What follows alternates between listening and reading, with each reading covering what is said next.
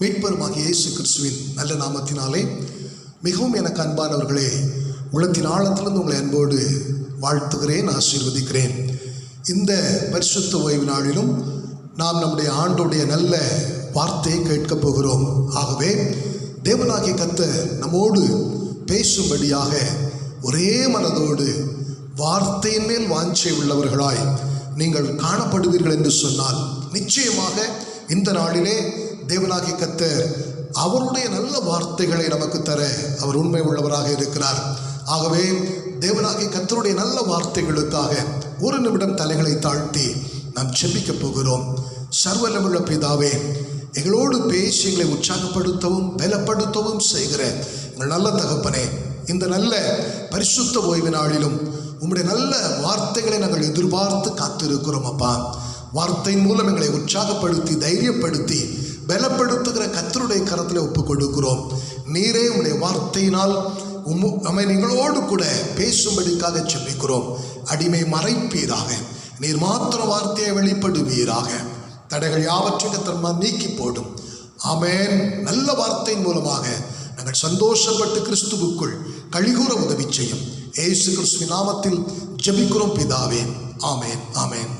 அன்பானவர்களே, இந்த பரிசுத்த ஓய்வு நாளிலே தேவனாகிய கர்த்தர் நம்மோடு கூட நிச்சயமாக பேச போகிறார். ஆகவே நாம் வேதத்திற்கு நேராக நம்முடைய சிந்தனைகளை திருப்ப போகிறோம். எரேமியா தீர்க்கதரிசியின் புஸ்தகம் 2ஆம் அதிகாரம் 32வது வசனத்தை நான் வாசிக்கிறேன். வேதத்தை தயவாய் நீங்கள் திறந்து வைத்து வசனத்தை கவனிக்கும்படி உங்களை அன்பாய் கேட்டுக்கொள்ளுகிறேன். வாசிக்கிறேன். எரேமியா தீர்க்கதரிசியின் புஸ்தகம் 2ஆம் அதிகாரம் 32வது வசனம். ஒரு பெண் தன் ஆபரணத்தையும் ஒரு மணவாட்டி தன் ஆடைகளையும் மறப்பாளோ? என் ஜனங்களோ எண்ணி முடியாத நாட்களாய் என்னை மறந்து விட்டார்கள். ஆம், அருமையான கர்த்தருடைய பிள்ளைகளே, நம்முடைய ஆண்டவராகிய தேவன் மிகவும் வேதனையோடு, மிகவும் துக்கத்தோடு, பாரத்தோடு சொன்ன ஒரு வார்த்தை. ஒரு பெண் தன் ஆபரணத்தையும் ஒரு மணவாட்டி தன் ஆடைகளையும் மறப்பாளோ? ஆனால் என் ஜனங்களோ எண்ணி முடியாத நாட்களாக என்னை மறந்து விட்டார்கள். அப்படி என்றால், இந்த உலகத்திலே வாழுகிற தேவனுடைய ஜனங்களில் அநேகம் பேர் உலக பிரகாரமான அத்தனை காரியங்களின் மேலும் நாட்டம் உள்ளவர்களாய், விருப்பம் உள்ளவர்களாய், அதை பற்றி பிடித்து கொண்டவர்களாய், அதை விட மனதில்லாதவர்களாய், அப்படிப்பட்ட உலகத்தின் காரியங்களின் மேல் மிகவும் விருப்பம் உள்ளவர்களாகவும், அதை மறந்துவிட ஒதுக்கி வைத்துவிட மனதில்லாதவர்களாகவும் காணப்படுகிறார்கள். ஆனால் அந்த ஜனங்கள், அதாவது என்னுடைய ஜனங்கள், எண்ணி முடியாத நாட்களாக என்னை மறந்து விட்டார்கள் என்று சொல்லி அவர் துக்கத்தோடு சொல்லுகிறார். ஆம் பிரியமானவர்களே, இந்த உலகத்திலே நாம் நேசிக்கிற சொந்த பந்தங்களோ, நாம் அதிகமாய் அன்பு செலுத்துகிற நண்பர்களோ, பழகினவர்களோ, சில நேரங்களிலே நம்மை அவர்கள் மறந்து விட்டார்கள் என்று சொன்னால், நம்மை அவர்கள் ஒதுக்கி வைத்து விட்டார்கள் என்று சொன்னால், நம்முடைய உள்ளம் எவ்வளவாய் துக்கப்படுகிறது. சில நேரங்களிலே யாராயினும் தங்களை மறந்து விட்டார்கள் என்று சொன்னால், ஒதுக்கி வைத்து விட்டார்கள் என்று சொன்னால், அந்த அனுபவத்திலே காணப்படுகிறவர்கள் தனி மேலே உட்கார்ந்து அதை குறித்தே சிந்தித்து பல நேரங்களிலே பல மணி நேரம் இல்லை என்று சொன்னால் சில நாட்கள் அழுது புலம்பிக் கொண்டிருப்பார்கள். பார்க்கிற அத்தனை பேரிடத்திலும் எவ்வளவு அன்பு வைத்திருந்தோம், எவ்வளவாய் பழகினோம். 1-2 நாட்கள் பழக்கம் அல்ல, எத்தனை நீண்ட கால பழக்கம். அவர்கள் எங்களை மறந்து விட்டார்களே, எங்களை ஒதுக்கி வைத்து விட்டார்களே என்று சொல்லி புலம்புவார்கள். அதே போலத்தான் நம்முடைய ஆண்டவராகிய தேவன் தன்னுடைய சொந்த இரத்தத்தினால் நம்மை மீட்டு கொண்டு தம்முடைய சொந்த ஜனமாய் உங்களை என்னையும் அவர் மாற்றி இருக்கிறார். அப்படிப்பட்ட தேவனாகிய கர்த்தர் நம்மேல் மிகவும் அன்புள்ளவராய், நம்மை மிகவும் அதிகமாய் நேசிக்கிறவராய் காணப்படுகிறபடினாலே, உலகத்தின் மீதும் உலகத்தில் உள்ளதான மற்ற ஒவ்வொரு காரியத்தின் மேலும் நாம் நாட்டமுள்ளவர்களாய், விருப்பமுள்ளவர்களாய், அதை மறந்து ஒதுக்கிவிட மனதில்லாதவர்களாய் காணப்பட்டு சில நேரங்களிலே சில காரியங்கள் நிமித்தமாக ஆண்டவரை குறித்த சிந்தனையற்றவர்களாய், ஆண்டவரை குறித்த ஞாபகமற்றவர்களாய், பல நேரங்களிலே ஆண்டவரை மறந்துவிட்ட அனுபவத்திலே வாழுகிறபடினாலே ஆண்டவருடைய உள்ளம் எவ்வளவாய் துக்கப்படும், எவ்வளவாய் வேதனைப்படும் என்று சொல்லி சற்று நீங்கள் யோசித்து பாருங்களேன். சில நேரங்களில் இந்த வார்த்தை கேட்கிற அன்பு தேவனுடைய பிள்ளைகளே, உங்களுடைய வாழ்க்கையிலும் சில தருணங்களிலே ஆண்டவரை மறந்து விட்டதான காலங்கள் உண்டல்லவோ, ஆண்டவரை ஒதுக்கி வைத்ததான நேரங்களும் உண்டல்லவோ. அப்படிப்பட்ட ஒவ்வொரு நேரங்களிலும் இந்த வசனத்தின்படி நீங்கள் ஆண்டவருடைய இருதயத்தை நீங்கள் யோசித்து பார்ப்பீர்கள் என்று சொன்னால், ஆண்டவருடைய மனதின் எண்ண ஓட்டங்களை நீங்கள் சிந்தித்து பார்ப்பீர்கள் என்று சொன்னால், நாம் அவரை மறந்த பொழுது, ஒருவேளை நீ அவரை மறந்த பொழுது உள்ளம் எவ்வளவாய் துடித்திருக்கும், எவ்வளவாய் அவர் வேதனைப்பட்டு இருப்பார், எவ்வளவாய் அவர் துக்கப்பட்டு இருப்பார். அந்த வார்த்தை தான் அவர் சொல்லுகிறார், என் ஜனங்களோ எண்ணி முடியாத நாட்களாய் என்னை மறந்து விட்டார்கள். இந்த வார்த்தை கவனிக்கிற அன்பு தேவனுடைய பிள்ளைகளே, எப்பொழுதும் நமது அருமை ஆண்டவராகிய இயேசு கிறிஸ்துவின் நினைவோடு கூட நீங்கள் வாழ்ந்து கொண்டிருக்கிறீர்களா? இல்லை என்று சொன்னால், ஆமென், ஆண்டவரை மறந்துவிட்டு ஆண்டவரை நினைவு கூற வேண்டிய இருதயத்திலே, ஆண்டவரை நினைவு கூற வேண்டிய மனதிலே மற்ற எந்த காரியத்தில் நினைவாக இருந்து கொண்டிருக்கிறோமா? யோசித்து பாருங்கள். அப்படிப்பட்ட ஒரு நினைவு உங்களுக்குள் இருக்கும் என்று சொன்னால், அவருடைய உள்ளம் துக்கப்படும், பாரப்படும், வேதனைப்படும். அவர் நிமித்தமாய்த்தான் புலம்பிக் கொண்டிருப்பார் என்பதை தயவாய் மறந்து போய்விடாதீர்கள். பாருங்கள், ஒரு மனிதன் இந்த உலகத்திலே, இல்லை என்றால் ஒரு மனுஷன் இந்த உலகத்திலே ஏன், எதனால், எதற்கு ஆண்டவரை மறந்து விடுகிறார்கள் என்று சொல்லி சில காரியங்களை வேதத்திலிருந்து நான் உங்களுக்கு எடுத்து வைக்க கிறிஸ்துவுக்குள்ளாக வாஞ்சிக்கிறேன். நிச்சயமாக பரிசுத்த ஆவியானவர் உங்களோடு கூட பேசுவார். பிரியமானவர்களே, இந்த வார்த்தை ஒரு எச்சரிப்பின் செய்தி என்பதை தயவாய் மறந்து விடாதீர்கள். ஆண்டவரை மறக்கிற அனுபவம் இந்த வார்த்தையை கேட்டு முடிக்கும் பொழுது இனியும் என் வாழ்க்கையில் வந்துவிடக்கூடாது. எப்பொழுதும் நான் ஆண்டவரோடு கூட, ஆண்டவருடைய நினைவோடு கூட நான் வாழ்ந்து என் ஓட்டத்தை முடிக்க வேண்டும். இல்லை என்றால் அவருடைய வருகை என்னுடைய வாழ்க்கை நாட்களிலே காணப்படும் என்று சொன்னால் அவரோடு கூட நான் எடுத்துக்கொள்ளப்பட வேண்டும் என்கிறதான உணர்வு உங்களுக்குள் உண்டாகட்டும் என்று நான் ஆமென் ஆண்டவருடைய நாமத்தினாலே அன்பாய் கேட்டுக்கொள்ளுகிறேன். அப்படி என்றால் ஆண்டவரை இந்த உலகத்திலே மறப்பதற்கு காரணம் என்ன? ஓசியா தீர்க்கதரிசியின் புஸ்தகம் 13ஆம் அதிகாரம், ஓசியா தீர்க்கதரிசியின் புஸ்தகம் 13ஆம் அதிகாரம் 4வது வசனத்திலிருந்து 6வது வசனம் வரை வேதத்தை திருப்பி கவனிப்பீர்கள் என்று சொன்னால் நான் வாசிக்கிறேன், கவனியுங்கள். நான் உன்னை எகிப்து தேசத்திலிருந்து அழைத்து வந்தது முதல் உன் தேவனாகிய கர்த்தராய் இருக்கிறேன். ஆகையால் நீ என்னையன்றி வேறே தேவனை அறிய வேண்டாம். என்னையன்றி இரட்சகர் ஒருவரும் இல்லை. நான் உன்னை மகா வறட்சியான தேசமாகிய வனாந்தரத்திலே அறிந்து கொண்டேன். தங்களுக்கு இருந்த மேய்ச்சலினால் திருப்தியானார்கள். திருப்தியான பின்பு அவர்கள் இருதயம் மேட்டிமையாயிற்று, அதனால் என்னை மறந்தார்கள். பாருங்கள், ஆண்டுடைய ஜனமாகிய இஸ்ரவேலர்களை குறித்து தான் ஆண்டவர் இந்த பகுதியிலே அவர் எழுதி வைத்திருக்கிறார். அவர் சொல்லுகிறார், எகிப்து என்கிறதான அடிமைத்தனத்தின் தேசத்தில் இருந்து அடிமைகளாய் இருந்த என் ஜனங்கள் இட்ட பெருமூச்சையும் அவருடையதான கண்ணீரையும் அவர்கள் படுகிற வேதனையையும் துக்கத்தையும் உபத்திரவங்களையும் பாடுகளையும் நான் கண்ணோக்கி பார்த்தபடினாலே அந்த அடிமைத்தனத்திலிருந்து நான் அவர்களை விடுதலையாக்கினேன், விடுவித்தேன். மோசே ஸ்தோத்திரம், ஆரோன் என்ற என்னுடைய தாசர்களை கொண்டு அவர்களை பார்வோனிடத்திலே பேசி என்னுடைய வல்லமையான அற்புதங்கள், அதிசயங்கள், அடையாளங்கள் மூலமாக அந்த பார்வோனுடைய கரத்திலிருந்து, எகிப்தின் அடிமைத்தனத்திலிருந்து என் ஜனங்களை நான் விடுதலையாக்கினேன். விடுதலையாக்கப்பட்ட என் ஜனங்களிடத்திலே நான் சொன்னேன், என்னையன்றி வேறே தேவனை நீ அறிய வேண்டாம், என்னையன்றி இரட்சகர் ஒருவரும் உனக்கு இருக்க வேண்டாம் என்று சொல்லி நான் சொல்லியிருந்தேன். அதுபோல நீ அந்த எகிப்திலே அடிமையாய் இருக்கும் பொழுது வறட்சி, வேதனை, பஞ்சத்திலே நீ இருந்தாய். சுதந்திரமாய் ஒரு காரியத்தையும் செய்ய முடியாது. நல்ல ஆகாரம் உனக்கு கிடைக்கவில்லை. அப்படிப்பட்ட அனுபவத்தில் இருந்து தான் உன்னை நான் மீட்டெடுத்து பாலும் தேனும் ஓடுகிறேன் கானான் என்று சொல்லப்படுகிறதான வாக்குத்தத்த தேசத்திற்கு நேராய் அழைத்து கொண்டு வந்தேன். வழியிலே நீ எவ்வளவோ தரம் என்னை நீ சோதித்தாய், வேதனைப்படுத்தினாய், துக்கப்படுத்தினாய், கோபமூட்டினாய். பிற்பாடுள்ள அனுபவத்தை அவர் சொல்லுகிறார். தங்களுக்கு இருந்த மேய்ச்சலினால் திருப்தியானார்கள். ஆண்டவர் நடத்தி வந்த பாதலே நல்ல மேய்ச்சலை அவர்களுக்கு கர்த்தர் கொடுத்தபடினாலே அவர்களுக்கு திருப்தி உண்டாயிற்று. திருப்தி உண்டான பிற்பாடு அவர்களின் இருதயம் மேட்டிமை அடைந்தது. ஆகவே என்னை மறந்து விட்டார்கள். இந்த உலகத்திலே வாழுகிற ஒரு மனிதனோ ஒரு மனுஷியோ ஏன் ஆண்டவரை மறந்து விடுகிறார்கள் என்று சொன்னால், அடிமைத்தனத்தின் கட்டுகளிலே இருக்கும் பொழுது பலவிதமான நெருக்கடிகள், போராட்டங்கள், வியாதிகள், வறுமைகள், பிசாசின் கிரியைகள், மரணத்திற்கு ஏதுவான கிரியைகள், குடும்பத்திலே பிரிவினைகள், சமாதானமற்ற சூழ்நிலை, இப்படிப்பட்ட அடிமைத்தனத்தில் கிடக்கும் பொழுது எப்படியாகிலும் எனக்கு ஒரு விடுதலை வேண்டும் என்று சொல்லி ஆண்டவர் சமூகத்திலே ஓடி வருகிறார்கள். ஊழியரோடு கூட ஐக்கியப்பட்டு இணைந்து ஜெபிக்கும் பொழுது ஆண்டவர் ஜெபத்தை கேட்டு விடுவிக்கிறார்.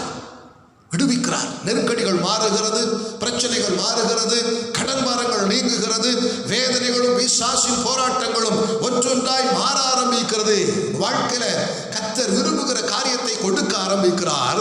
அவர்களுக்கு ஒரு நிறைவு உண்டாகுகிறது, ஒரு திருப்தி அது நிமித்தம் அவர்களுக்கு உண்டாகிறது. நிமித்தமாக தொடர்ந்துள்ள காலங்களிலே சிலரை கவனித்து பார்க்கும் பொழுது அன்பானவர்களே, அவர்களுடையதான இருதயத்திற்குள்ளாக அவர்களுக்கு கர்த்தர் கொடுத்த உலகத்தின் சம்பத்துக்களை குறித்து, உலகத்திலே கர்த்தர் கொடுக்கிற ஆசீர்வாதங்களையும் ஐஸ்வர்யத்தையும் குறித்து, அவர்கள் இருக்கிற அந்த மேன்மையான ஸ்தானத்தை குறித்து அவர்கள் சிந்தித்து பார்க்கிறதான வேளையிலே அவருடைய இருதயத்திற்குள் ஒரு மேட்டிமை வந்து விடுகிறது. மேட்டிமை. யோசித்து பாருங்கள். ஆண்டவரை நீங்கள் தேடி வந்த பொழுது, ஆண்டவர் உங்களை தேடி வந்த பொழுது உங்களுக்கு இருந்த நெருக்கடியான சூழ்நிலைமை எப்படிப்பட்ட கொடுமை நிறைந்ததாயிருந்தது, வேதனை நிறைந்ததாயிருந்தது. ஒவ்வொரு நாட்களிலும் கண்ணீர், ஒவ்வொரு நாட்களிலும் சமாதானமற்ற சூழ்நிலைமை, ஒவ்வொரு நாட்களிலும் வேதனை அனுபவித்துக் கொண்டிருந்தாயே. அந்த நிலைமைகளை எல்லாம் கர்த்தர் கிருபையாக மாற்றி இன்றைக்கு உன்னை படிப்படியாக தாவீது நாளுக்கு நாள் விருத்தி அடைந்தது போல உன்னையும் கர்த்தர் விருத்தி அடைய செய்து இப்படிப்பட்ட ஒரு உயர்ந்த ஸ்தானத்திலே, அன்றைக்கு நீ இருந்த நிலைமையை காட்டிலும் பல மடங்கு மேன்மையான ஒரு ஸ்தானத்திலே கர்த்தர் உன்னை கொண்டு நிறுத்தி இருக்கும் பொழுது ஆண்டவருடைய நினைவு உனக்குள் அன்றைக்கு இருந்தது போல் இன்றைக்கும் இருக்கிறதா? ஜெபிக்க வேண்டும், ஆராதிக்க வேண்டும், சபைக்கு ஓடி செல்ல வேண்டும், அவரை ஆவியோடும் உண்மையோடும் சபை மக்களோடும் போதகரோடும் இணைந்து ஆராதிக்க வேண்டும், வேதத்தை தியானிக்க வேண்டும், நேரத்தை ஒதுக்கி பல நாட்களாய் நான் உபவாசித்து ஜெபிக்க வேண்டும் என்கிறதான எண்ணம் ஆரம்பத்தில் இருந்தது போல இன்றைக்கு உனக்கு திருப்தியும் நிறைவும் வந்துவிட்ட இந்த நாட்களிலே இருக்கிறதா? இல்லை என்று சொன்னால் உனக்குள்ளும் மேட்டிமை வந்துவிட்டது. அநேகரை நாங்கள் பார்க்கிறோம், அநேகரிடத்திலே நாங்கள் ஆலோசனைகளையும், அநேகரிடத்திலே நாங்கள் புத்திமதிகளையும், அநேகரை நாங்கள் கடிந்து கொள்ளவும் செய்கிறோம். நீ தேவனை கொஞ்சம் கொஞ்சமாய் மறந்து கொண்டிருக்கிறாய். ஆம் பிரியமானவர்களே, இன்றைக்கு செல்வ திரட்சியின் நிமித்தமாய், ஐஸ்வர்யத்தின் பெருக்கத்தின் நிமித்தமாய் ஆண்டவரை மறந்துவிட்ட கூட்டம் இந்த உலகத்தில் ஏராளமாய் இருக்கிறார்கள். ஆகவே சற்று நீங்கள் கவனமாய், நான் என் ஆண்டவரோடு கூட இருக்கிறேனா, ஆண்டவரோடு கூட ஐக்கியத்தில் நான் சரியான நிலைமையில் ஓடிக்கொண்டிருக்கிறேனா, ஆண்டவர் விரும்புகிற காரியங்களை என்னுடைய வாழ்க்கையின் ஒவ்வொரு பகுதியிலும் நான் தெளிவாய் செய்து நிறைவேற்றி கொண்டிருக்கிறேனா, இல்லை என்றால் ஆண்டவருக்கும் எனக்கும் சற்று இடைவெளி வந்திருக்கிறதா, ஆண்டவரோடு கூட உள்ள உறவிலே பிரிவினை வந்திருக்கிறதா, நான் தூரமாய் நின்று கொண்டிருக்கிறேனா என்பதை நீங்கள் ஒவ்வொரு நாட்களிலும் நான் உங்களிடத்தில் அன்பாய் சொல்லுகிறேன். கவனித்துக் கொண்டே வாருங்கள். செல்வ திரட்சி சிலருடைய இருதயத்திற்குள் மேட்டிமையை கொண்டு வந்துவிடும். திருப்தியான வாழ்க்கை அமையும் பொழுது மனதிற்குள்ளாக அவர்களையும் அறியாமல் இந்த மேட்டிமை என்கிற ஆவி உட்புகுந்து விடுகிறது. இந்த மேட்டிமையின் ஆவி யாருக்குள் வருகிறதோ அவர்கள் ஆண்டவரை விட்டு படிப்படியாய் தூரம் போக ஆரம்பிப்பார்கள். கொஞ்சம் கொஞ்சமாய் ஆண்டவரை மறக்கவும் மறுதலிக்கவும் ஆரம்பித்து விடுவார்கள். இன்றைக்கு உங்களுடைய நிலைமை ஒருவேளை இப்படிப்பட்ட அனுபவத்தில் இருக்கும் என்று சொன்னால் ஆண்டவர் உங்களை பார்த்து அன்பாய் சொல்லுகிறார், மறுபடியும் என்னண்டை நீ வா, எண்ணி முடியாத நாட்களாய் என் மகனே, என் மகளே, என்னை நீ மறந்து தூரமாய் விலகி நின்று கொண்டிருக்கிறாயே, என் பட்சமாய் நீ வா, நான் உன்னிடத்தில் இருக்கிறேன், உன்னை மறுபடியும் சேர்த்துக் கொள்வேன், உன்னை மறுபடியும் அழைத்துக் கொள்வேன் என்று சொல்லி ஆண்டவர் இந்த நாளிலே அன்போடு கூட அழைக்கிறார். ஜாக்கிரதையாகவும் எச்சரிக்கையாகவும் இருந்து இந்த அனுபவத்திலே நீங்கள் எப்படி இருக்கிறீர்கள் என்கிறதை உங்களை நீங்களே நிதானித்து பார்க்க வசனத்தை முன்னிறுத்தி உங்களை அன்பாய் கேட்டுக்கொள்கிறேன். ஆண்டவரை மறந்து விடாதீர்கள். நிறைவான வாழ்க்கையும் திருப்தி நிறைந்த வாழ்க்கையும் வருவது நிமித்தமாக அநேகருடைய மனதிற்குள்ளாக மேட்டிமை. ஆகவே ஆண்டவரை மறந்தும் மறுதலித்தும் விடுகிறார்கள். உங்கள் வாழ்க்கையில் அப்படிப்பட்ட அனுபவத்திற்காக கர்த்தர் உங்களை அந்த கொடிய அடிமைத்தனத்தில் இருந்தும் வறுமையிலிருந்தும் உங்களை மீட்டெடுக்கவில்லை என்பதை தயவாய் மறந்து விடாதீர்கள். அவரோடு கூட இருக்கும்படியாக, அவரை மகிமைப்படுத்தும்படியாக, அவரை துதிக்கும்படியாக, அவருடைய நாமத்தை உயர்த்தும்படியாக, என்றென்றைக்கும் அவரை துதித்துக் கொண்டே இருந்த முடிவிலே அவருடைய ராஜ்யத்திலே சேர்க்கப்படும்படியாகத்தான் உங்களை அவர் அந்த அனுபவத்திலிருந்து மீட்டெடுத்திருக்கிறார் என்பதை தயவாய் மறந்து விடாதீர்கள்.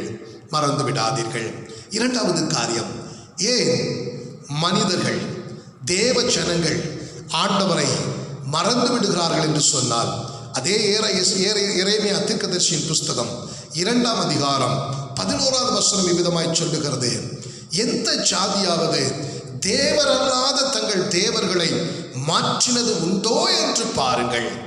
என் ஜனங்களோ வீணானவைகளுக்காக தங்கள் மகிமையை மாற்றினார்கள். இரண்டாவது காரியம், ஏன் தேவனுடைய ஜனங்கள் தேவனை மறந்து தூரம் போய்விடுகிறார்கள், ஏன் தேவனை மறுதலித்து விடுகிறார்கள் என்று சொல்லி பார்க்கும் பொழுது, மீட்கப்பட்டது உண்மைதான், ரட்சிப்பை பெற்றுக்கொண்டது உண்மைதான், தேவனுடைய அன்பை ருசி பார்த்து தேவனுடைய அன்பிலே திளைத்தது உண்மைதான், அபிஷேகம் பண்ணப்பட்டது உண்மைதான், ஞானஸ்நான சத்தியத்திற்கு கீழ்ப்படிந்து பிதா குமாரன் பரிசுத்த ஆவியாக திரியேக தேவனுடைய நாமத்தினாலே மூழ்கி ஞானஸ்நானம் எடுத்தது உண்மைதான், சபையோடும் தேவ ஜனங்களோடும் பரிசுத்த ஆவியானவரோடும் தேவன் தந்த நல்ல போதகரோடும் ஐக்கியம் வைத்திருந்தது உண்மைதான். ஆனால் இப்பொழுது கொஞ்சம் தடுமாறினபடியினாலே மறுதலித்து விட்ட மறந்து போன அனுபவம். காரணம், வேதம் சொல்லுகிறது, வீணானவைகளை தேடி போகிறார்கள்.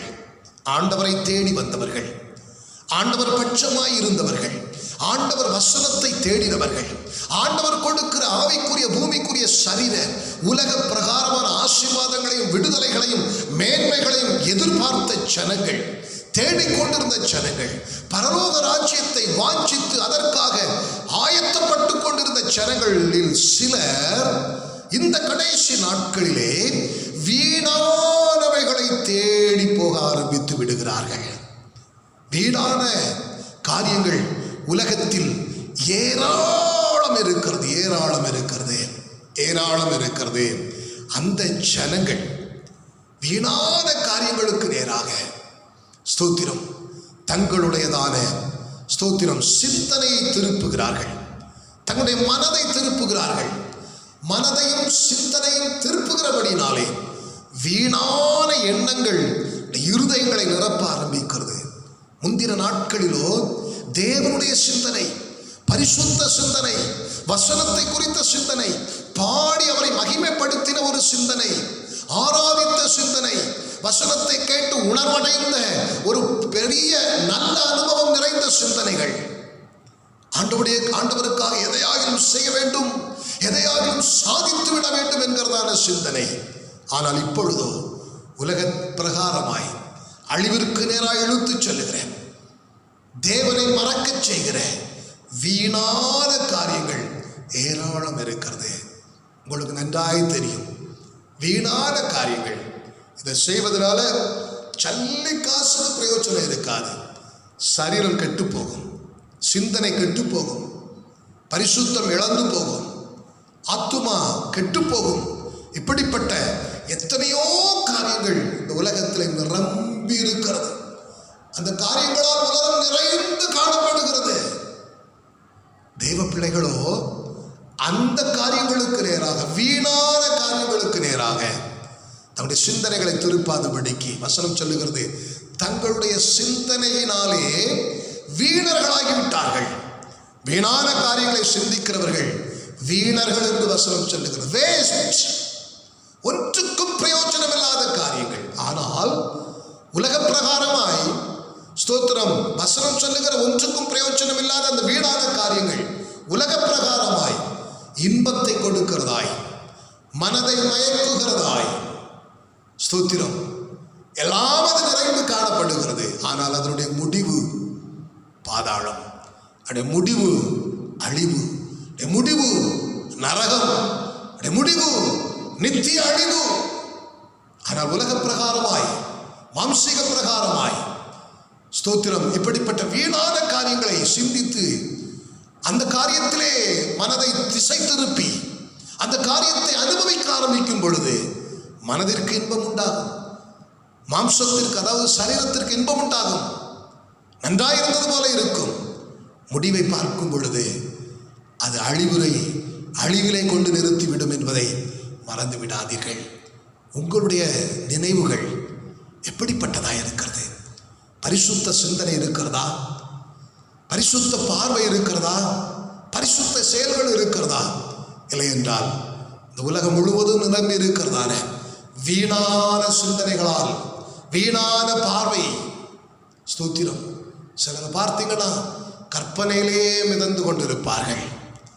சில வாலிபர்கள், சில வாலிப பிள்ளைகளுடைய நினைவினாலே நிரம்பி இருப்பார்கள். சில வாலிப பெண் பிள்ளைகள் சில வாலிபர்களின் நினைவினால் நிரம்பி இருப்பார்கள். அந்த நினைவினால் அவர்கள் சுயத்தை கொஞ்சம் கொஞ்சமே இழந்து கொண்டு இருப்பாங்க. ஒரு இடத்துல உட்கார்ந்து எங்கேயோ பார்த்து கொண்டு இருப்பாங்க, வெறித்த பார்வை. இன்னும் ஒரு சிலரோ எப்பொழுது குடிக்கலாம், எப்பொழுது போதை வஸ்துக்களை பயன்படுத்தலாம், இன்னும் ஒரு சிலரோ எப்பொழுது விபச்சாரத்திற்கு செல்லலாம், இன்னும் ஒரு சிலரோ எப்படி கள்ளத்தனமாய் பணத்தை சம்பாதிக்கலாம், இன்னும் ஒரு சிலரோ எப்படி யாரையா ஏமாற்றி நமக்கு ஏதாகிலும் கொஞ்சத்தை கொண்டு வந்து விடலாம். இப்படி வீணான சிந்தனையினால் நிறைந்த ஜனங்கள் உலகம் எங்கிலும் இருக்கிறார்கள். ஆகவே அன்பு தேவனுடைய பிள்ளைகளே, இந்த காரியத்தை யாரை பார்த்து ஆண்டவர் சொல்லுகிறார் என்றால் உலக மனிதனை பார்த்து சொல்லவில்லை. ரட்சிப்பை பெற்றுக் கொள்ளாதவனை குறித்து ஆண்டவர் இந்த வசனத்தை சொல்லவில்லை. பாருங்கள், இந்த 2வது அதிகாரம் ஆரம்பிக்கிறதே கர்த்தருடைய வார்த்தை எரேமியாவுக்கு உண்டாகி அவர் சொல்லுகிறார், நீ போய் எருசலேமின் செவிகள் கேட்க, ஸ்தோத்திரம், சொல்ல வேண்டிய வார்த்தைகள், இஸ்ரவேலர்களாகிய என் ஜனங்களை பார்த்து நீ சொல்ல வேண்டிய வார்த்தைகள் என்று சொல்லித்தான் இந்த அதிகாரம் ஆரம்பிக்கிறது. அப்படி என்றால் நிறைவும் திருப்தியும் வந்து மேட்டிமை கொண்டு கர்த்தரை விட்டு தூரம் போகிறவர்கள், கர்த்தரை மறக்கிறவர்களும் இஸ்ரவேல் ஜனங்கள், தேவனுடைய ஜனங்கள். வீணானவைகளை சிந்தித்து அதை தேடி போய் ஆண்டவரை விட்டு தூரம் போய் ஆண்டவரை மறுதலித்து ஆண்டவரை மறந்தவர்களும் இஸ்ரவேலர்கள், தேவனுடைய ஜனங்கள் தான். இந்த வார்த்தை கேட்கிற அன்பு தேவனுடைய பிள்ளைகளே, நீங்களும் நானும் பிந்தின ஆவிக்குரிய இஸ்ரவேலர்களாய் இருக்கிறோம். நம்முடைய நினைவு எப்படி இருக்கிறது? வீணானவைகளை சிந்தித்து கொண்டிருக்கிறோமா? ஆகாதவைகளை சிந்தித்துக் கொண்டிருக்கிறோமா? அருவருப்பான அவலட்சணமான காரியங்களை சிந்தித்துக் கொண்டிருக்கிறோமா? இல்லை என்றால் ஆவிக்குரிய சிந்தையோடு வாழ்ந்து கொண்டிருக்கிறோமா? கொஞ்சம் நீங்க யோசித்து பாருங்க. என்னுடைய ஒவ்வொரு காரியங்களும் எப்படி இருக்கிறது என்பதை சற்று நீங்கள் யோசித்து பார்த்தால் நீங்கள் பலப்படுவீர்கள். கர்த்தர் உங்களை மறுபடியும் திருப்பிக் கொள்வார். பொல்லாத பிசாசின் கையிலிருந்து நிச்சயமாக கர்த்தர் உங்களை தூக்கி எடுப்பார், விடுவிப்பார். அநேகர் இந்த சிந்தனையினாலே, வீணான சிந்தனையினாலே தங்கள் வாழ்க்கை அழித்து விட்டார்கள், சரீரத்தை கெடுத்து விட்டார்கள், மனதை கெடுத்து விட்டார்கள். பித்து பிடித்தது போல, பைத்தியம் பிடித்தது போல புலம்பிக் கொண்டும் அழுது கொண்டும் அலைந்து திரிந்து கொண்டும் இருக்கிறார்கள். ஆனால் இந்த வார்த்தை கேட்கிற அன்பு தேவனுடைய பிள்ளைகளே, வீணான சிந்தனைகளுக்கு தயவாய் இடம் கொடுக்காதபடிக்கு தேவ சிந்தனை உள்ளவர்களாய், ஆவியின் சிந்தனை உள்ளவர்களாய் நீங்கள் மாறும்படி உங்களை அன்பாய் கேட்டுக்கொள்ளுகிறேன். மூன்றாவது காரியம், ஏன் ஜனங்கள், தேவ ஜனங்கள் தேவனை மறக்கிறார்கள், தேவனை விட்டு தூரம் போகிறார்கள், தேவனை மறுதலிக்கிறார்கள் என்று சொல்லி பார்க்கும் பொழுது அதே எரேமியா தீர்க்கதரிசியின் புஸ்தகம் 3ஆம் அதிகாரம் 25வது வசனத்திலே ஆண்டவர் சொல்லுகிற காரியம், ஸ்தோத்திரம், ஆண்டவருடைய ஜனங்கள் சொல்லுகிற காரியம், ஆண்டவரிடத்திலே சொல்லுகிற காரியம், எங்கள் இலச்சையிலே கிடக்கிறோம், எங்கள் அவமானம் எங்களை மூடி இருக்கிறது, நாங்களும் எங்கள் பிதாக்களும் எங்கள் சிறு வயது முதல் இந்நாள் வரைக்கும் எங்கள் தேவனாகிய கர்த்தருக்கு விரோதமாக பாவம் செய்தோம். எங்கள் தேவனாகிய கர்த்தருடைய சொல்லை கேட்காமலும் போனோம். ஆண்டவரை மறந்து விடுவதற்கு காரணம், ஸ்தோத்திரம், லட்சையில் கிடக்கிற அனுபவம். அதாவது மானக்கேடான காரியங்கள்.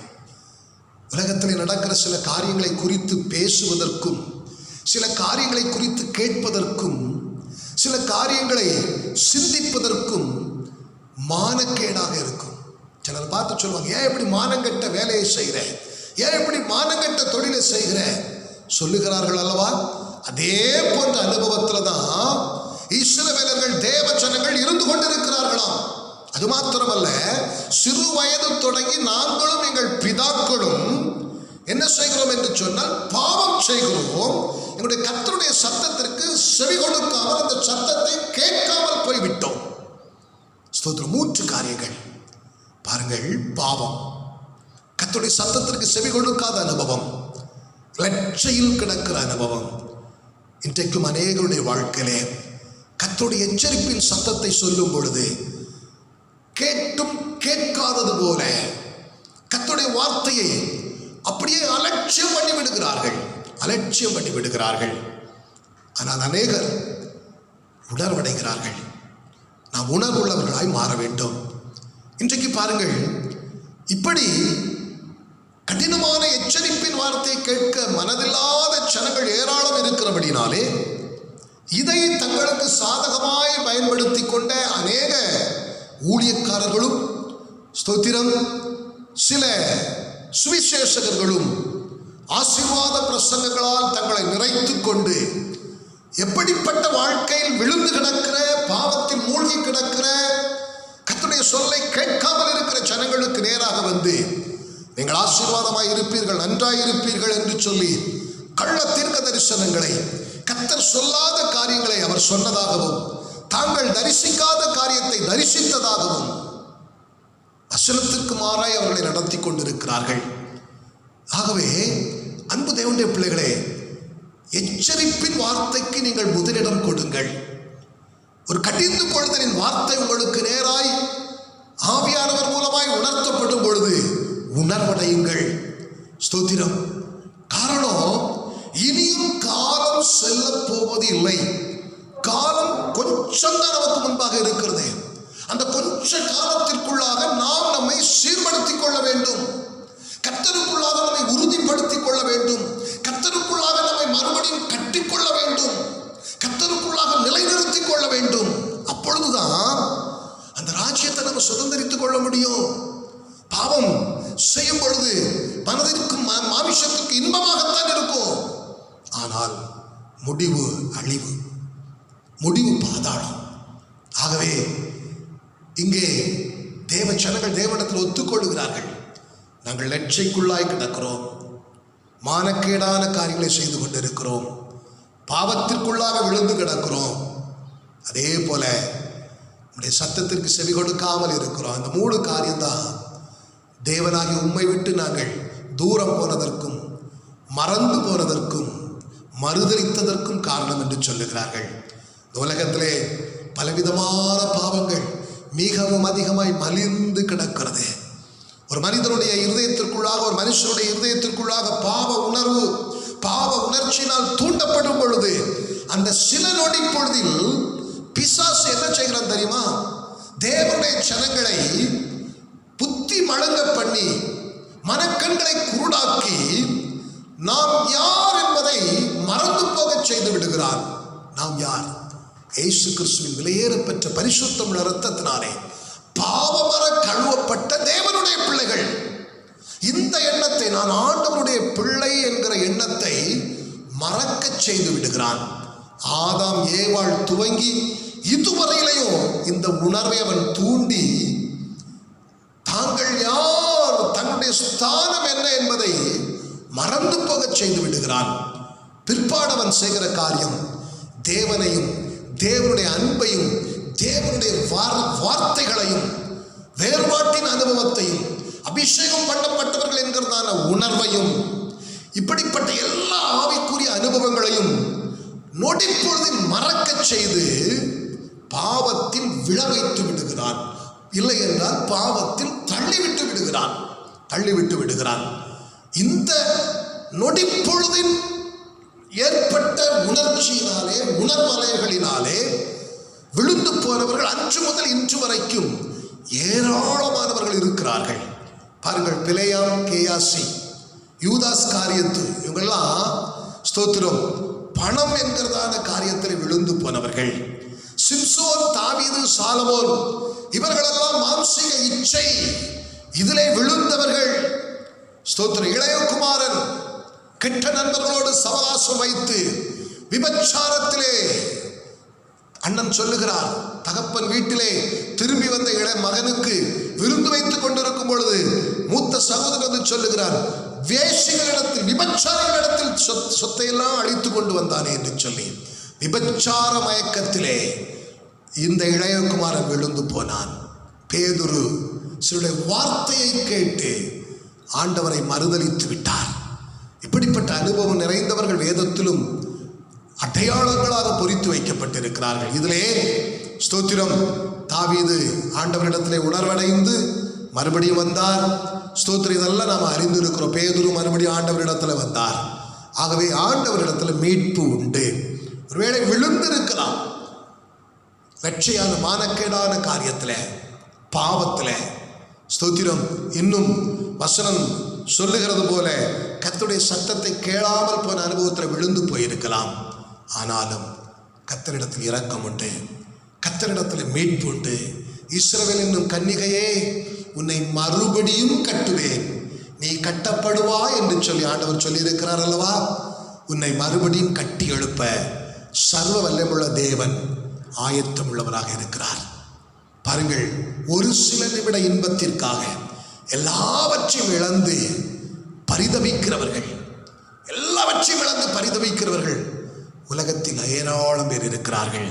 ஆனால் தேவ பிள்ளையே, நீ மிகவும் விசேஷமானவன், நீ மிகவும் விசேஷமானவள், நீ தேவனுக்கு பிரியமானவள், நீ தேவனுக்கே உரியவள். மறந்து விடாதே. விழுந்திருக்கலாம், ஆனால் கர்த்தர் தூக்கி எடுக்க ஆயத்தமாயிருக்கிறார். அவர் ஒருவரையும் புறம்பே தள்ளுகிறவர் அல்ல. அவர் மங்கி எறிகிற திரியை கூட அணைக்க மாட்டாராம். அந்த மங்கி எறிகிற திரியை எப்படியாகிலும் மறுபடியும் எழுந்து பிரகாசிப்பிக்க செய்துவிட வேண்டும் என்கிறதிலே குறியாயிருக்கிற ஆண்டவர், துடிப்பாய் செயல்படுகிற ஆண்டவர். அந்த ஆண்டவர் இந்த நாளில் உன்னோடு கூட அன்போடு பேசுகிறார்.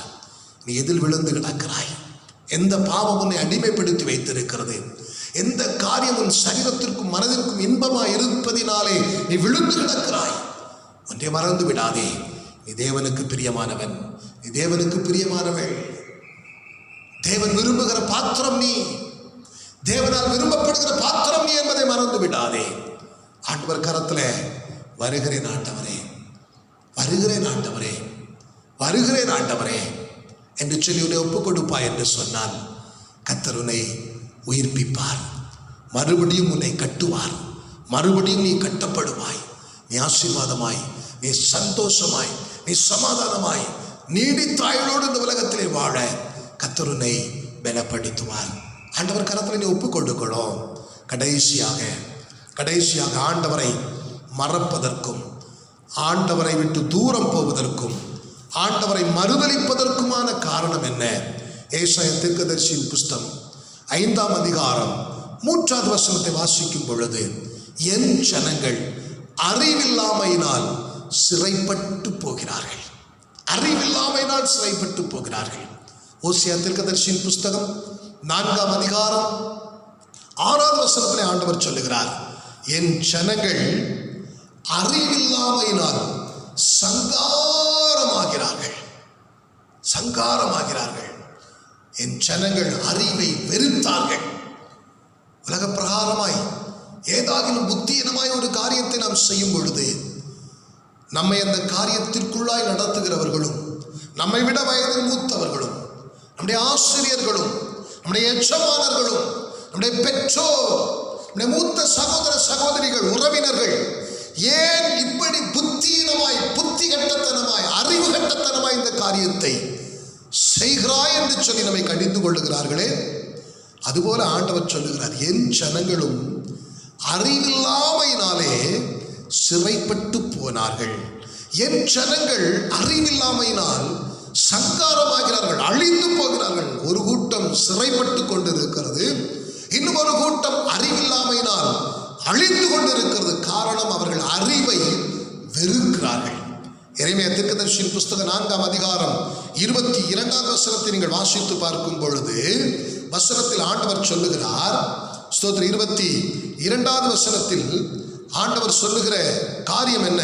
எரேமியா தீர்க்கதரிசியின் புஸ்தகம் 4ஆம் அதிகாரம் 22ஆவது வசனம், என் ஜனங்களோ மதியற்றவர்கள், என்னை அவர்கள் அறியாதிருக்கிறார்கள், அவர்கள் பைத்தியமுள்ள பிள்ளைகள், அவர்களுக்கு உணர்வே இல்லை, பொல்லாப்பை செய்வதற்கு அவர்கள் அறிவாளிகளாய் இருக்கிறார்கள் என்று சொல்லி அவர் வேதனையோடும் துக்கத்தோடும் அவர் சொல்லுகிறார். பாருங்கள், என் ஜனங்களுக்கு அறிவில்லை, மதி இல்லை, என் ஜனங்கள் என்னை அறியாதிருக்கிறார்கள், அவர்கள் பைத்தியமுள்ள பிள்ளைகள், அவர்களுக்கு உணர்வே இல்லை, பொல்லாப்பான காரியத்தை செய்வதற்கு அவர்கள் மிகவும் அறிவாளிகளாக இருக்கிறார்கள். ஆண்டவருடைய ஜனங்களை குறித்து தான் சொல்லுகிறார்கள்.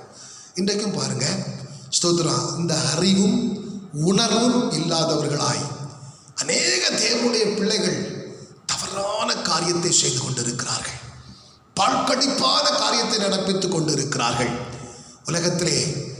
உலகம் முழுவதும் நடைபெறுகிற குற்ற செயல்கள், கர்த்தருக்கு பிரியமில்லாத அருவருப்பான காரியங்கள், தண்டனைக்கு ஏதுவான குற்றங்கள் செய்கிறதில் பலருடைய பெயர்கள் கிறிஸ்தவ பெயர்களாகத்தான் இருக்கிறது.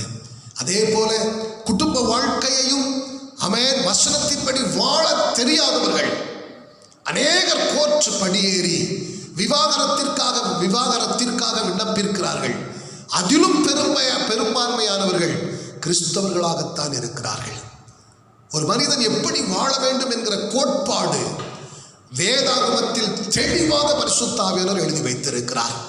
இந்த வேத அறிவு இல்லாதபடியினாலே, வேதத்தின் மூலம் கிடைக்கிற ஞானத்தை பெற்றுக்கொள்ளாதபடியினாலே, பைத்தியங்களைப் போல மதியற்றவர்களாய், அறிவில்லாதவர்களாய், புத்தீனமான செயல்களை செய்து தங்கள் சரீரத்தையும் ஆத்துமாவையும் கெடுக்கிறார்கள். குடும்ப வாழ்க்கையையும் அநேகர் இழந்து விடுகிறார்கள். அநேகர் எங்களிடத்தில் வருகிறார்கள், குடும்ப வாழ்க்கையிலே பிரித்து விட வேண்டும், எங்களை பிரித்து வைப்பதற்கு வந்து பேசுங்கள் என்று சொல்லி எங்களிடத்தில் வருவார்கள். நாங்கள் சொல்லுவோம், வசனம் சொல்லுகிறது என்ன? தேவன் இணைத்ததை மனிதன் பிரிக்கக்கூடாது. அதுபோல அநேக திருமணங்களை நடத்தி வைத்து குடும்பமாய் அவர்களை இணைத்து வைக்கிற பணியிலே கர்த்தர் எங்களை வைத்திருக்கிறார். இந்த பணியிலே இருக்கிற நாங்கள் எப்படி பிரித்து வைக்க முடியும்? பிரச்சனைகளை தீர்த்து உங்கள் மனதை ஒருவருக்கொருவர் புரிந்து கொள்வதற்கு ஏதுவாக உங்களை நடத்தி ஆலோசனைகளை கொடுத்து குற்றங்களை உங்களுக்கு உணர்த்தி உங்களை புத்தி தெளிவடைய செய்து சேர்த்து வைப்பதற்கு வேண்டுமானால் நாங்கள் வருகிறோம். பிரித்து வைப்பதற்கு நாங்கள் வருவதில்லை. சரி, அதற்காகவும் எங்களுக்கு வழிகாட்டுங்கள் என்று சொல்லும் பொழுது அவர்களோடு பேசுகிறோம். ஆவியானவர் கிரியை செய்கிறார். அபிஷேகம் பண்ணப்பட்ட வார்த்தைகளை எங்கள் மூலமாய் அவர்களுக்கு நல்ல ஆலோசனைகளாக கொடுக்கிறார். அவர்கள் உணர்வடைகிறார்கள், அறிவடைகிறார்கள். இழந்து போன அறிவை அவர்களுக்கு கர்த்தர் கொடுக்கிறார். பாருங்கள், வேத அறிவு, ஆவிக்குரிய அறிவு ஒரு மனிதனுக்குள் மழுங்கி போவதினாலே அவன் உணர்வற்றவனாய் மாறிவிடுகிறான். உணர்வற்றவனாய் மாறுகிறபடினாலே அவன் தேவனையும் மறந்து விடுகிறான். ஆனால் இன்னொரு புறம் நீங்கள் பாருங்கள், இன்றைக்கு சின்ன குழந்தைகள்ல இருந்து இந்த ஜெனரேஷன்ல சோதரம், இந்த காலத்திலோட சின்ன குழந்தைகள், வாலிப பிள்ளைகள், சம வயதுடையதான ஒரு 30 வயது அந்த ஸ்டேஜில் உள்ளவங்களெல்லாம் நீங்க பார்த்தீங்கன்னா ரொம்ப இன்டெலிஜென்ட், எக்ஸலண்ட் நாலேஜ் உள்ளவங்களா இருக்கிறாங்க. ஆனா தேவன் கொடுக்கிற வேத அறிவு அவங்களுக்குள்ள இல்லாதபடினால தேவனை மறந்து, இந்த உலக அறிவினாலே ஸ்தோத்திரம், தேவனை மறந்து விடுகிறார்கள். நீங்கள் எப்படிப்பட்ட அனுபவத்தில் இருக்கிறீர்கள்? நீங்கள் பெரிய கல்விமானாக இருக்கலாம், உயர்ந்த படிப்பு படித்தவர்களாக இருக்கலாம், உயர்ந்த வேலையில் இருக்கிறவர்களாக இருக்கலாம், மேன்மையான தொழிலை செய்கிறவர்களாக இருக்கலாம், உயர் படிப்பு படிப்பதற்கு முயற்சி செய்கிறவர்களாக இருக்கலாம். ஆனால் வேத அறிவு இல்லை என்று சொன்னால் பொல்லாத பிசாசு உணர்வில்லாதவர்களாய் மாற்றி, மதியற்றவர்களாய் மாற்றி, புத்தியினர்களாய் மாற்றி தேவனை விட்டு பிரித்து விடுவான். தேவனை மறக்க செய்து விடுவான் என்பதை தயவாய் மறந்து விடாதீர்கள். நீதிமொழிகளின் புஸ்தகம் 19ஆம் அதிகாரம் 2வது வசனம் சொல்லுகிறது, ஆத்துமா அறிவில்லாமல் இருப்பது நல்லதல்ல. ஆவிக்குரிய அறிவு நமக்கு வேணும். ஆவிக்குரிய அறிவு இல்லாதவர்கள் ஆவிக்குரிய வாழ்க்கையிலே நிலைநிறுத்த முடியாது, கர்த்தரை பிரியப்படுத்த முடியாது, கர்த்தருக்கு பிரியமாய் இருக்க முடியாது. அவர்களை தேவனை விட்டு பிரிப்பதற்கு ஏதுவாக அவன் பொல்லாத கிரியைகளை செய்ய ஆரம்பித்து விடுவார் என்பதை மறந்து விடாதீர்கள். இங்கே தேவன் தம்முடையவர்களுக்கு அறிவை உணர்த்த விரும்புகிறார். யாருக்கு ஆண்டவர் அறிவை உணர்த்துவார் என்று சொன்னால், வேத ஞானத்தை, வேதத்தின் ஆழங்களை, வேதத்தின் ரகசியங்களை யாருக்கு ஆண்டவர் உணர்த்தி கொடுப்பார் என்றால், அழகான வேதம் சொல்லுகிறது. ஏசாயா தீர்க்கதரிசியின் புஸ்தகம் 28வது அதிகாரம் 9வது வசனம் சொல்லுகிறது, அவர் யாருக்கு அறிவை போதிப்பார்? யாருக்கு அறிவை அவர் போதிப்பார்? யாருக்கு உபதேசத்தை உணர்த்துவார்? யாருக்கு வேத அறிவையும் யாருக்கு வேதத்தில் உள்ள உபதேசத்தையும் அவர் கற்றுக் கொடுத்து ஞானவான்களாய் மாற்றி தேவனை மறக்கிற அனுபவம் அவர் யாருடைய வாழ்க்கையில் அவர் வராமல் பண்ணுவார் என்றால், வசனம் அழகாக சொல்லுகிறது, பால் மறந்தவர்களுக்கும் முலை மறக்க பண்ணப்பட்டவர்களுக்குமே. பாருங்கள், பால் மறந்தவர்கள், ஸ்தோத்திரம். அப்படி என்றால் ஆவிக்குரிய வளர்ச்சியை விரும்புகிறவர்களுக்கு பால் மறக்கிற அனுபவம். குழந்தைகளாய் இருக்கும் பொழுது, சிறு குழந்தைகளாய் தாய் வயிற்றிலிருந்து பிறந்த ஆரம்ப காலத்திலே ஸ்தோத்திரம் தாய்ப்பால் கொடுப்பார்கள். சில குழந்தைகள் குறிப்பிட்ட காலம் வரையில் ஸ்தோத்திரம் தாய்ப்பாலை விரும்பி குடிக்கும். ஒரு குறிப்பிட்ட காலத்திற்கு பிற்பாடு தானாகவே அந்த தாய்ப்பால் குடிக்கிற பழக்கத்திலிருந்து விடுபட்டு கட்டியான ஆகாரங்களை விரும்பி ஸ்தோத்திரம், உதாரணத்திற்கு இட்லி, ஸ்தோத்திரம் நல்ல வேக வச்ச அரிசி சாப்பாடு, நன்றாய் வேக வைத்த உருளைக்கிழங்கு, முட்டை, ஸ்தோத்திரம், இன்னும் நெஸ்லே, ஃபேரக்ஸ், இப்படிப்பட்ட ஆகாரங்களுக்கு நேராக அந்த குழந்தைகள் தன்னுடைய மனதை திருப்பி அதில் பழகி விடுவார்கள். அது ஸ்தோத்திரம் ஒரு வளர்ச்சி. அப்போ பால் மறந்தவர்கள், இது சரீர பிரகாரமாக. ஆவிக்குரிய பிரகாரமாய் பார்க்கும் பொழுது பால் மறந்தவர்கள் என்று சொன்னால், ஆவிக்குரிய வளர்ச்சியிலே ஆவிக்குரிய வளர்ச்சியின் படியிலே கால்களை எடுத்து வைக்கிறவர்கள், ஸ்தோத்திரம், புதிதாய் ஆவிக்குரிய அனுபவத்தில் வருகிறவர்கள் வசனம் என்கிற அந்த ஞானப்பாலை விரும்புவார்கள். அதிலும் அவர்கள் அதிகமாய் விரும்புவது ஆசீர்வாதத்தின் பகுதிகள், சமாதானத்திற்கு ஏதுவான வார்த்தைகள், இன்னும் இருதயத்தை தேற்றுகிற, தைரியப்படுத்துகிற, திடப்படுத்துகிற, உற்சாகப்படுத்துகிற வார்த்தைகளை ஆவிக்குரிய ஆரம்பகால விசுவாசிகள் எதிர்பார்ப்பார்கள். ஆனால் காலம் செல்ல செல்ல பால் மறந்த குழந்தைகளைப் போல இந்த அனுபவங்களை சற்று ஒதுக்கி வைத்துவிட்டு கடினமான உணவை அந்த பிள்ளைகள் விரும்புகிறது போல இந்த விசுவாசிகள் என்ன செய்ய வேண்டும் என்று சொன்னால், உபதேசங்களுக்குள் சிந்தனையை திருப்பி கடினமான உபதேசம் எங்கெல்லாம் வேதத்தில் இருக்கிறதோ அதை விரும்பி படித்து கடினமான உபதேசம் பேசுகிற ஊழியர்களின் வார்த்தைகளை கேட்டு அந்த அனுபவத்தில் வளர ஆரம்பிக்கணும். அவங்களுக்குத்தான் ஆண்டவர் அறிவை உணர்த்துவாராம். நீங்க எப்படி இருக்கிறீங்க? நிறைய பேரை பாருங்க, கடினமான பிரசங்கம் சேனலை மாத்திடுவாங்க, வேற எங்கேயாவது திசையை திருப்பிடுவாங்க. கடினமாய் பேசுகிற ஊழியக்காரர்கள் சபையில இருப்பாங்க, ஸ்தோத்திரம், இது நமக்கெல்லாம் செட் ஆகாது, இது நமக்கெல்லாம் ஒத்து வராது. நிறைய குடும்பத்தை நாங்கள் பார்த்துருக்குறோம். நிறைய குடும்பத்தார் எங்கள் சபையில் இருந்தோம் ஓடி போயிட்டார்கள். ஏன்னா அவங்க பால் மறக்க விருப்பம் இல்லாதவர்கள், சவலை குழந்தைகள். 10 வயசு ஆன பிறகும் அம்மா அப்ப பேன்னு சொல்லிக்கிட்டு இருந்தா அந்த தாய்க்கும் தகப்பனுக்கு உள்ள எவ்வளவு உடையும். ஒரு குறிப்பிட்ட காலத்திற்கு பேர விசுவாசிகள் சபைக்குள், ஆவிக்குரிய சபைக்குள் இருக்கிற விசுவாசிகள் ஸ்தோத்திரம் ஆவிக்குரிய சத்தியத்துக்குள்ள இதயத்தை திருப்பணும், சிந்தனையை திருப்பணும். ஸ்தோத்திரம் ஆழமான வார்த்தைகளுக்கு வேணுங்கிற எண்ணம் வேணும். ஸ்தோத்திரம் நிறைய பேர் இன்னைக்கு அதுக்கு விருப்பம் இல்லை. நன்றாயிருப்பாய், சுகமாயிருப்பாய், கர்த்தருனை பாதுகாப்பார், கர்த்தருனை ஆசீர்வதிப்பார், உன்னை அழகாக தூங்க வைப்பார், உன் பிள்ளைகளை வாழ வைப்பார், உனக்கு பணத்தை தருவாரு. எதுக்கு? பாதாளத்துக்கு போறதுக்கு, பாவம் செய்யறதுக்கு, அழிச்சு போறதுக்கு நீ பால் மறந்த குழந்தையாக மாறிவிட்டாயா? ஸ்தோத்திரம். ஆழமான சத்தியத்திற்கு நேராக உன் இருதயத்தை திருப்பி விட்டாயா? உங்களுடைய இருதயம் வாஞ்சிக்கிற வார்த்தைகள், கர்த்தருடைய வார்த்தைகள், அது எப்படிப்பட்டதா வார்த்தைகளை விரும்புகிறது? யோசித்து பாருங்க.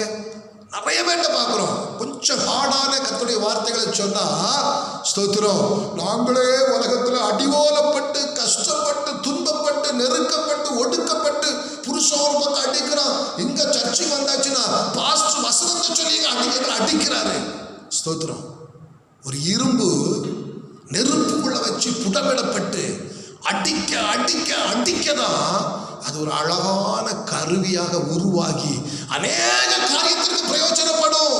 மறந்துடாத, உன்னை பிரயோஜனமுள்ள ஒரு நபராய், உன்னை பிரயோஜனமுள்ள ஒரு கருவியாய் மாற்றுவதற்குத்தான் தேவ ஊழியர்கள், சபை நடத்துகிற எங்களை போன்ற ஊழியர்கள் உருவாக்குவதற்கு ஏதுவான கடினமான வார்த்தைகளை பேசுகிறார்கள்.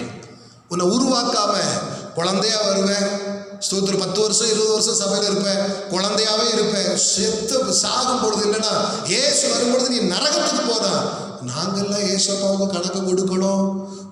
உன்னை நம்பித்தானே இந்த ஜனங்களை தந்தேன், இந்த குடும்பத்தை தந்தேன், இத்தனை ஆத்மாக்களை தந்தேன், நீ பாலையே கொடுத்து கொடுத்து சபல பிள்ளைகளா, தேர விழுந்த பிள்ளைகளை வளர்த்து வச்சிருக்கிறியே, எங்களுக்கு ஐயோ. உங்களை பால் மறக்க பண்ணுகிற வார்த்தைக்குள்ளாக நாங்கள் நடத்த வேண்டும். நீங்கள் மாற வேண்டும், நீங்கள் மாற வேண்டும். ஆசீர்வாதங்களையும் ஆசீர்வாத பிரசங்கங்களையுமே விரும்புகிற அனுபவத்தை விட்டு வெளியே வா. அது எப்பவாவது வரும், ஆண்டவர் தரும்போது நாங்கள் பேசுவோம். ஜனங்கள் ரொம்ப சோர்ந்து போய் வந்திருக்கிறாங்க, அந்த நேரத்தில் கொஞ்சம் ஆசீர்வாதமான வார்த்தை, கொஞ்சம் சமாதானமான வார்த்தை, கொஞ்சம் பலப்படுத்துகிற வார்த்தை, கொஞ்சம் உற்சாகப்படுத்துகிற வார்த்தையை நீ பேசணும் ஆவியானவர் சொல்வார். அப்போ நாங்கள் பேசுவோம். எப்போதுமே நாங்கள் பேசிக்கிட்டு இருந்தா உங்களுக்கு பாலையே தந்துக்கிட்டு இருப்போம். சோறுக்கு போக வேண்டாம், இறைச்சிக்கு போக வேண்டாம், மீனுக்கு போக வேண்டாம், காய்கறிக்கு போக வேண்டாம், இப்படி வேற எந்த கடினமான ஆகாரத்தையும் கொடுக்காம உங்களை பலனற்ற பிள்ளைகளாய் வளர்க்க கர்த்தர் எங்களை அபிஷேகம் பண்ணி இந்த கனமான ஊழியத்தை கரத்தில் கொடுக்கவில்லை. பாருங்க, அடுத்தால முலை மறக்க பண்ணப்பட்டவர்களுக்கு கர்த்தர் அறிவை உணர்த்துவாராம். இதற்கு நான் சொன்னது போல எங்களை போன்ற ஆவிக்குரிய தகப்பன்மார்களாகிய போதகர்கள் தான் முயற்சி செய்து அந்த பால் குடிக்கிற அனுபவத்திலிருந்து வெளியே இழுத்துட்டு வரணும். வா வெளியே, ஃபுல்லா சின்ன பிள்ளை போல ஆசீர்வாதம் ஆசீர்வாதம் ஆசீர்வாதம், அதுக்கு நேரம் திரும்பாதே. ஆசீர்வாத வாக்கு தத்தங்கள் 1000 புக்கை வாங்கி வச்சுக்கிட்டு தினந்தோறும் அதையே படிச்சுட்டு, ஸ்தோத்திர ஜபம் 1000, அதை விட்டு வா வெளியே.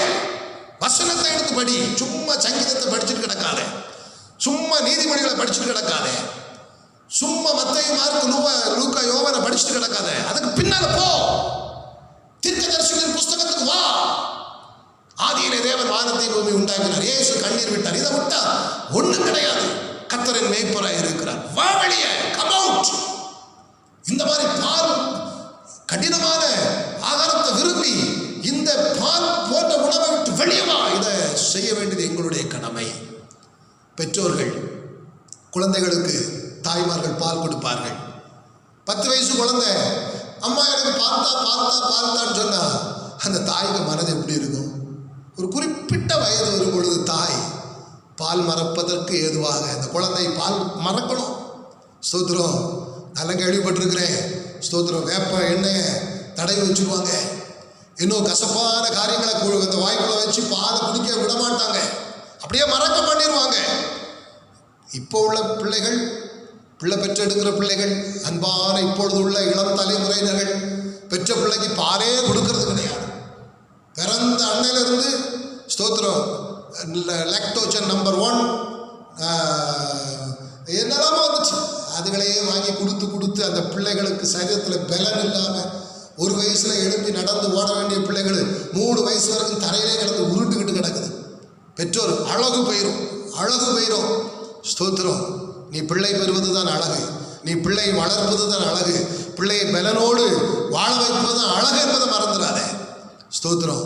ஒரு தாய் எப்படி தன்னுடைய குழந்தைக்கு பால் மறக்க பண்ணுகிறாளோ அதே போல் ஆவிக்குரிய தகப்பன்மார்களாகிய நாங்கள் மறக்க பண்ண வேண்டும், முலை மறக்க பண்ண வேண்டும். வசனம் அழகா சொல்லுது.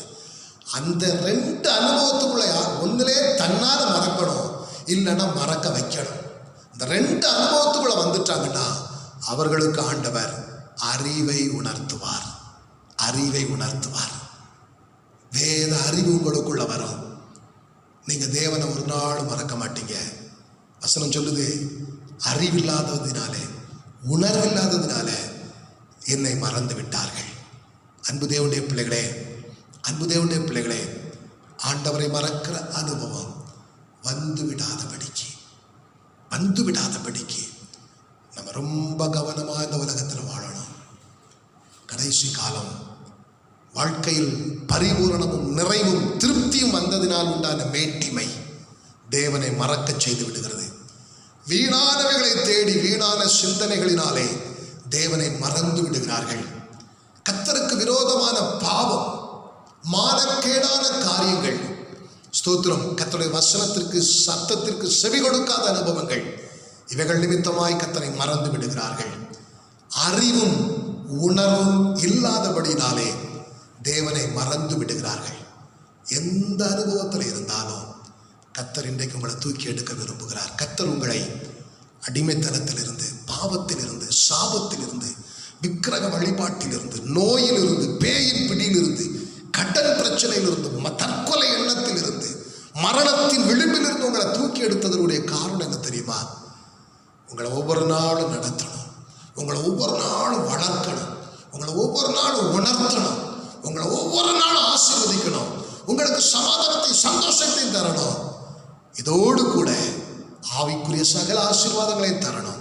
முடிவு வரைந்து அவரோடு நடக்க வைக்கணும்.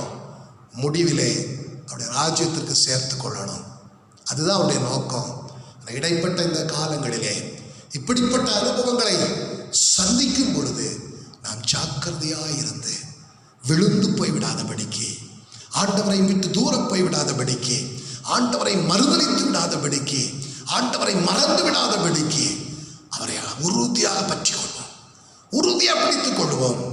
பிடித்தாலும் உடும்பு பிடின்னு சொல்லுவாங்க இல்லையா, அப்படி பிடிச்சுக்கணும் அப்பாவை. பவுல் சொல்றாரு, எவ்வளவோ கஷ்டம், எவ்வளவோ நெருக்கடி, எவ்வளவோ வேதனைகள் சொல்றாரு. அப்பாவை விட்டு, அப்பாவுக்கு அன்பில் இருந்து யாரும் எதுவும் என்ன பிரிக்க முடியாது. இந்த அனுபவம் வரட்டுமே. யோபு சொல்றாரு, என்னை அவர் கொன்று போட்டாலும் நான் அப்பாவுக்கு மேல நம்பிக்கையா இருப்பேன், அவர் மேல விசுவாசமா இருப்பேன், அவர் மேல அன்பா இருப்பேன். இதைத்தான் உங்களிடத்தில் என்னிடத்திலும் கர்த்தர் எதிர்பார்க்கிறார். நீங்களும் பிரயாசப்படுங்கள். ஆண்டவரே, உம்மை மறக்க பண்ணுகிறேன், உம்மை விட்டு தூரம் போக பண்ணுகிறேன், உம்மை மறுதலிக்க பண்ணுகிறேன். இப்படிப்பட்ட கிரியைகளை விட்டு நான் வெளியே வர விரும்புகிறேன் டேடி, எனக்கு மனம் இருங்குங்கன்னு சொல்லி என் கூட இணைந்து ஜெபிப்பீர்களா? கண்களை மூடுங்களே. ஹல்லேலூயா, ஹல்லேலூயா, ஹல்லேலூயா. எவ்வளவு நல்லவரப்பா, உடைய பிள்ளைகளை நேசிக்கிறபடினாலே கடினமான வார்த்தைகளை தருகிறீர்.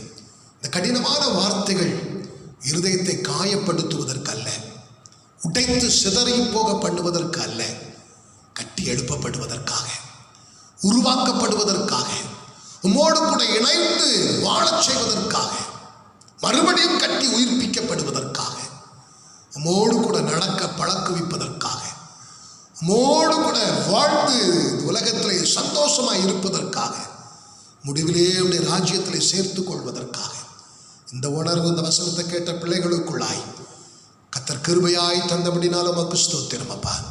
இந்த வார்த்தையை கேட்ட பிள்ளைகள், ஐயோ, எனக்குள்ளும் தேவனை மறக்கிற அனுபவம், எனக்குள்ளும் ஆண்டவரை விட்டு தூரம் போகிற அனுபவம், எனக்குள்ளும் ஆண்டவரை மறுதலிக்கிற அனுபவம் இருக்கிறதே, ஒருவேளை இருந்ததே, இதை குறித்து சிந்தித்துக் கொண்டிருந்தேனே என்கிற உணர்வை கொடுத்திருக்கிறீங்கப்பா. சொல்லப்பட்ட இந்த காரியங்கள் ஒருவேளை இந்த வார்த்தையை கேட்ட பிள்ளைகளுக்குள் இருக்கும் என்று சொன்னார். நாளில் அந்த அனுபவத்திலிருந்து கர்த்தர் அன்பு பிள்ளைகளை தூக்கி எடுத்து, இஸ்ரவேல் என்னும் கன்னிகையை உன்னை நான் மறுபடியும் கட்டுவேன், நீ கட்டப்படுவாய் என்று சொன்ன வார்த்தையின்படி கட்டி எழுப்புவீராக. ஆவிக்குரிய வாழ்க்கையில் பலப்படுவார்களாக, ஆவிக்குரிய வாழ்க்கையின் ஆசீர்வாதங்களை சுதந்திரிப்பார்களாக, ஆவிக்குரிய மேன்மைகளை நன்மைகளை பெற்றுக்கொள்வார்களாக என்று ஜெபிக்கிறேன். இவர்கள் உமக்குரியவர்கள் அப்பா, ராஜ்யத்திற்குரியவர்கள், உம்மோடு கூட யுகா யுகமாயிருந்து ஆமென் சந்தோஷத்தையும் சமாதானத்தையும் அனுபவிக்க வேண்டிய பிள்ளைகள் அப்பா. இந்த உலக வாழ்க்கையில் இவர்கள் தோற்று போய் விடாதபடிக்கு, ஆவிக்குரிய வாழ்க்கையில வீழ்ந்து விடாதபடிக்கு இயேசு கிறிஸ்துவின் நாமத்தினாலே வார்த்தையை கேட்ட அத்தனை பிள்ளைகளும் முத்திரையிடுகிறேன். பிசாசான உலகத்தின் கிரியைகள், பாவத்தின் கிரியைகள், மாம்சிகத்தின் கிரியைகள் வஞ்சித்து விடாதபடிக்கு காத்துக்கொள்ளும். நாம இவர்கள் நிமித்தம் மகிமைப்படட்டும். ஒப்பு கொடுத்த பிள்ளைகளை ஆளுக செய்யும், மீட்டுக் கொள்ளும். இந்த வாரம் முழுவதிலும் நன்மையினாலும் சமாதானத்தினாலும் ஆசீர்வாதத்தினாலும் பாதுகாவலினாலும் ஆரோக்கியத்தினாலும் ஐஸ்வர்யங்களினாலும் ஆவிக்குரிய சகல நன்மைகளினாலும் நிரப்பும்படிக்காக ஜெபிக்கிறேன். வியாதிகள் போராட்டங்களுக்கு நீங்களாக்கும். உலகமெங்கிலும் பரவி கொண்டிருக்கிறது வைரஸ் தொற்றுக்கும் அன்பு பிள்ளைகளை நீங்களாக்குவீராக. குடும்பங்கள் கட்டியெழுப்பப்படட்டும். வேலை வாய்ப்புகளை, தொழில் வாய்ப்புகளை, வருமான வாய்ப்புகளை கர்த்தர் உருவாக்கி கொடுப்பீராக. பின்மாற்றம் வராதபடிக்கு காத்துக்கொள்ளும். கர்த்தாவே, ஆத்தும பாரத்தை கொடுத்து ஜெபிக்க, வேதத்தை தியானிக்க, அநேகருக்கு சுவிசேஷத்தை அறிவிக்க கர்த்தர் உதவி செய்யும். வீணாய் வாழ்க்கையை கழித்து விடாதபடிக்கு பொறுப்பெடுத்துக் கொள்ளும். நாமத்தில் அத்தனை குடும்பங்களை ஆசீர்வதிக்கிறேன். கர்த்தர் பெருக பண்ணும் நிலை நிறுத்தும். மறத்து போகிற அனுபவத்தை விட்டு தூக்கி எடுத்தரணும். இயேசு கிறிஸ்து நாமத்தில் ஜெபிக்கிறோம் பிதாவே, ஆமென். வார்த்தைகளை கேட்டவங்களை கர்த்தர் ஆசீர்வதிப்பார். வார்த்தைகளை மறுபடியும் தியானிங்க. கர்த்தர் உங்களை மேலப்படுத்துவார், நிலைநிறுத்துவார். கர்த்தர் தான் உங்களை ஆசீர்வதித்து நடத்துவாராக.